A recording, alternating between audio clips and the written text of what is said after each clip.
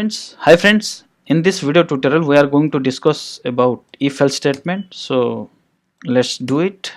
Let's first declare two variables, integer type variables. We are declaring here int a is equal to 10, variable b is equal to 10. Okay, let's say b is equal to 20. Okay, now if a is less than b, then print in console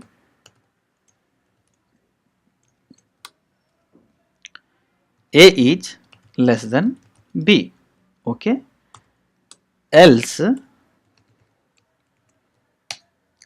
console.log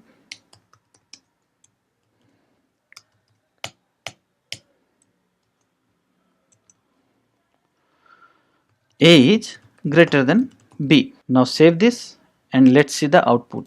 See here it is printed a is less than b.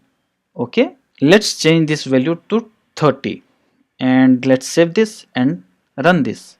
See, it printed a is greater than b. Okay, in JavaScript also it will check whether the condition is meeting. If the condition is meeting, it will execute this line of codes, otherwise it will execute this line of codes. Okay, I hope you have understood how to use if-else statement in JavaScript. If you have any questions, comment below.